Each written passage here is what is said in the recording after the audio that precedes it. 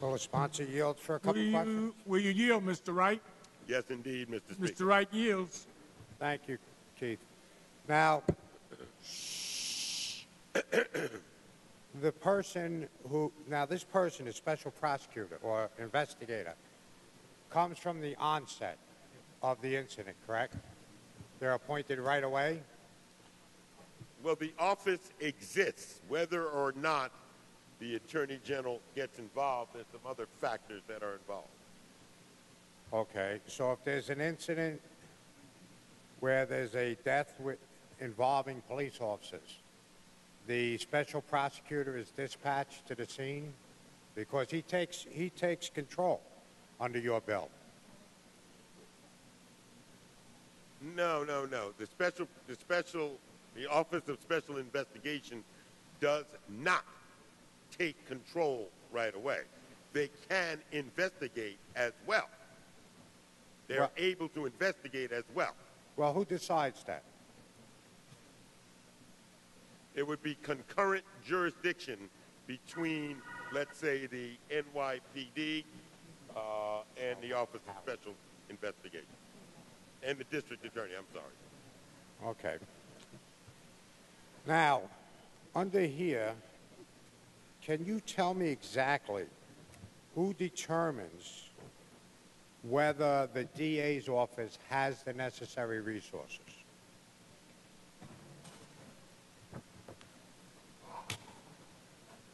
The Office of Special Investigation would make that determination as to whether or not to get involved in a particular situation.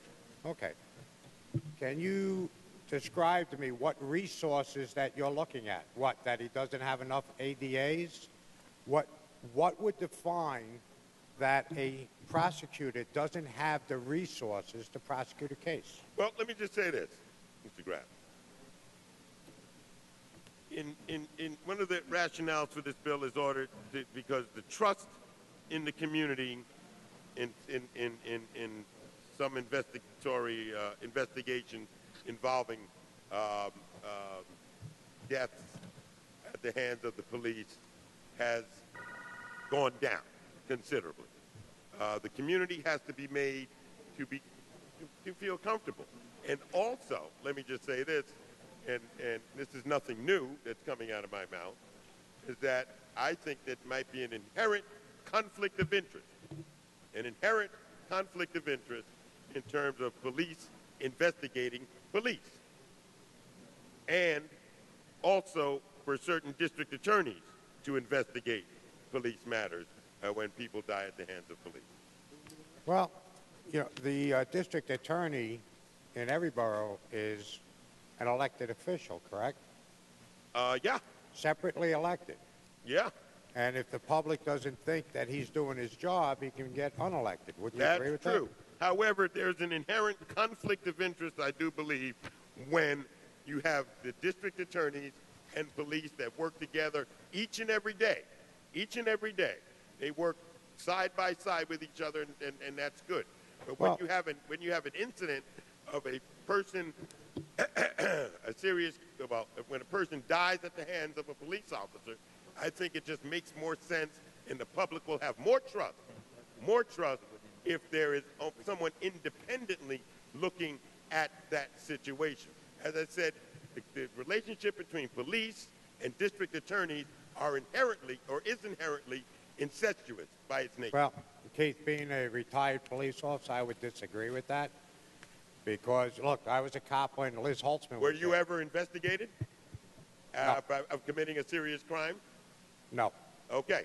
All right. So then you really can't. I understand your service. That's not true, Keith. I have had other police officers. But your service is appreciated. Yeah. But you really don't understand that if you have never been charged with a serious crime and you were investigated by the district attorney. Well, Keith, let me ask you a question. Have you ever patrolled the streets of New York City in a uniform? Let me ask. In a uniform, with a gun and a shield. Have I? Have you ever performed the job of a police officer? Never. Okay. Never wanted to, actually. So, I mean, I'm coming from the perspective that I've seen incidents where police were investigated, and I've seen incidences where police were wrongfully investigated by the DA's office. Oh. So I would disagree with your analysis. But Okay. moving forward, right, now, this can also be the investigation. So if somebody's running away from the police officer and he runs out into the street and gets hit by a bus, okay, this could also be investigated by this unit, right? It potentially, possibly could be investigated. Okay. So, but let's go back to the lack of prosecutorial resources. All right? What exactly does that mean?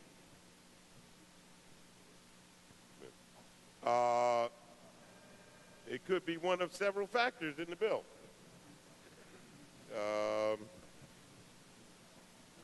It could be that there's a lack of alternative prosecutorial resources to adequately investigate and prosecute such criminal offenses or offenses. Such investigation and prosecution cannot be effectively conducted by the district attorney of the county. That's kind of what we were talking about before. It's on page 1 of the bill. Now, what happens if the DA says, I do have the resources to conduct this investigation, and there aren't a lack of resources? Does this special investigator decide, no, we don't care, we're taking it over? I think what you're getting confused, Mr. Graf, is that the Office of Special Investigation has concurrent jurisdiction. The DA would be able to conduct his or her investigation, as would the Office of Special Prosecutor. Okay, so let's try it this way. Now, the DA is conducting the investigation. The special investigator hasn't taken over the investigation or the prosecution yet. And if the special investigator doesn't like the result that it appears that we're going to, can he jump in and take over the investigation?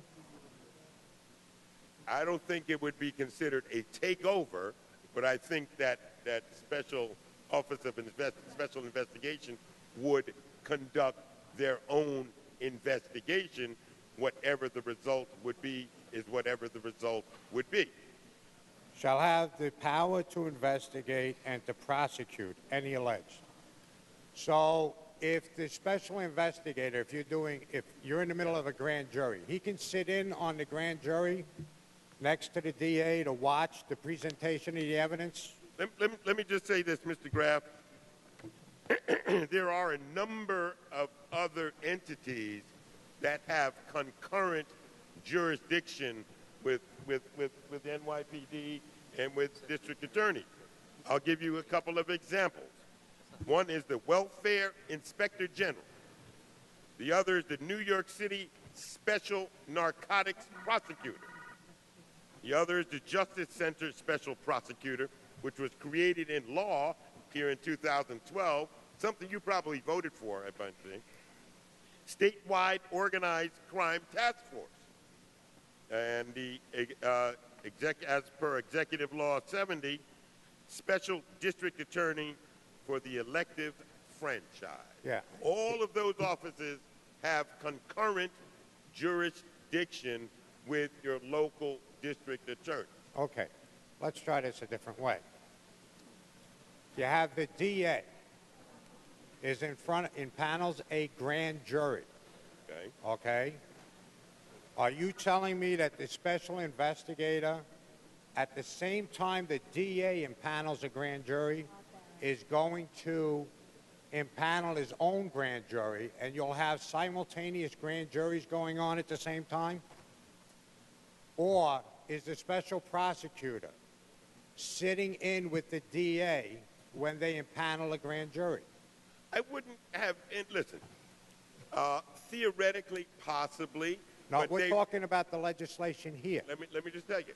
But they would work in the same way, shape, manner, and form that the other offices that I just laid out that have concurrent jurisdiction. So it's possible, but I would imagine that they would work together, the district attorneys and this Office of Special Investigation as to not bump any heads to convening the same grand jury panel. Okay. Can the, I would imagine. Can the now, certain people are allowed in the grand jury because it's a secret proceeding, okay, when the DA presents the evidence in front of the grand jury. Now, under this legislation, all right, the special investigator, can he go into the grand jury room and sit with the DA?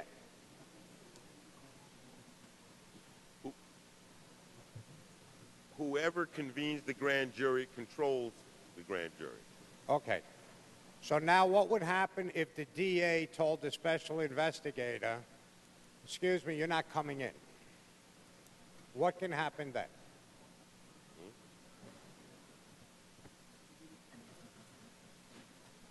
Well, I don't know what would happen, but possibly the Office of Special Investigating may convene their own grand jury.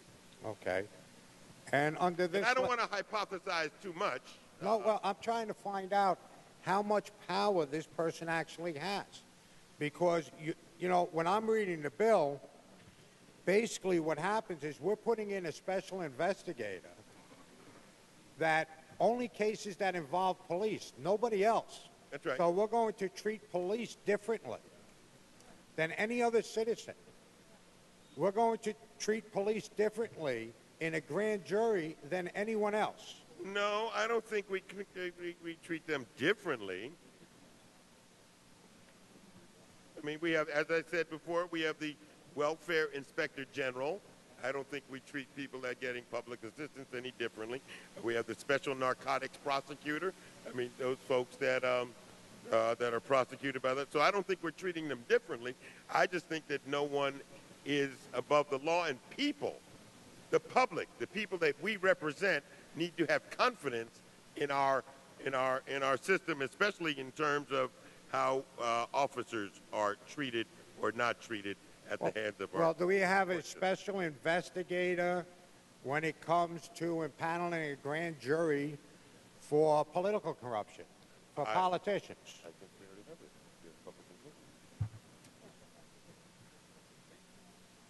it. The last one that I just read, we have the Special District Attorney for the elective franchise. It does exist, Mr. Graf.